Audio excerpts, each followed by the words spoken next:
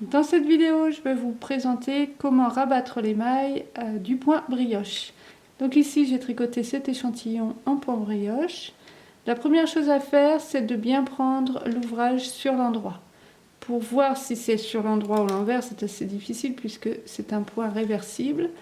Mais vous allez regarder le bas de votre ouvrage. Donc sur l'endroit, on va avoir quelque chose d'assez net et joli qui ressemble un petit peu à une tresse, à la moitié d'une tresse, alors que sur l'envers, on va avoir quelque chose qui part vers l'arrière et qui est un petit peu moins structuré, on va dire.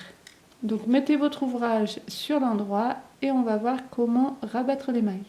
Pour réussir ce rabat et bien garder l'élasticité du point brioche, je vous conseille de passer à une aiguille qui sera 1 mm plus épaisse que votre aiguille avec laquelle vous avez tricoté. Cela dépend aussi de votre manière de rabattre les mailles. Si vous avez tendance à serrer un petit peu trop, le risque c'est de perdre la souplesse du point brioche ou d'avoir un résultat un petit peu comme ceci. On va reprendre en fait le point brioche comme il se présente et on va rabattre petit à petit les mailles. Donc la première maille, on la tricote normalement au point endroit. Ensuite, la maille suivante, normalement, on aurait fait un jeté et puis on l'aurait glissé sur la maille. Vous voyez, elle est toute seule. Mais là, en fait, on va passer le fil à l'avant et cette maille toute seule, on va la tricoter au point envers, comme ceci. Une fois qu'on a deux mailles, on va pouvoir rabattre la première maille sur la seconde. Donc exactement comme un rabat classique. Voilà. Après, on passe à un point brioche, ici avec deux mailles enchevêtrées qu'on va tricoter au point endroit. De nouveau, j'ai deux mailles et je vais pouvoir donc rabattre la première sur la deuxième. Après, vous l'avez compris, j'ai une maille toute seule que je vais tricoter au point envers.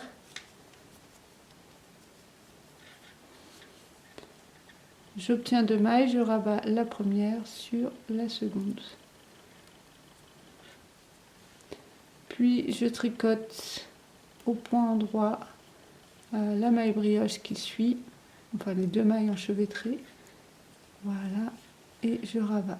Donc vous voyez, vous faites un peu comme des côtes, vous passez une fois votre fil sur l'avant pour tricoter la maille au point envers. Vous rabattez. Et vous passez ensuite le fil sur l'arrière pour tricoter les deux mailles brioche ensemble au point endroit et vous rabattez. Donc tout simplement, quand vous avez une maille toute seule, vous la tricotez au point envers. Quand vous avez la maille brioche avec les deux mailles enchevêtrées, vous la tricotez au point endroit. La maille envers se tricote avec le fil sur l'avant, la maille endroit se tricote avec le fil à l'arrière. Allez, je finis et je vous montre ce que ça donne.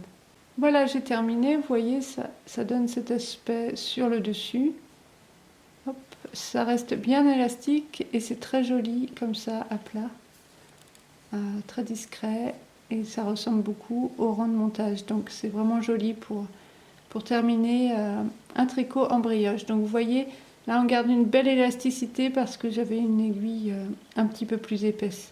Voilà, j'espère que ces explications pour abattre un tricot en brioche vous ont plu. Pour la brioche, si vous vous lancez, je vous invite à aller voir un article très complet que j'ai sur mon blog. Le lien est dans la description. Dans la tricothèque de mon blog, à laquelle vous pouvez vous inscrire pour rejoindre ma communauté, vous retrouverez également toute une fiche explicative avec un beau patron d'écharpe sur la brioche justement. Donc je vous invite à aller y faire un tour. Vous y trouverez d'ailleurs d'autres vidéos explicatives pour vous lancer sereinement dans la brioche. Je vous dis à tout bientôt et bon tricot!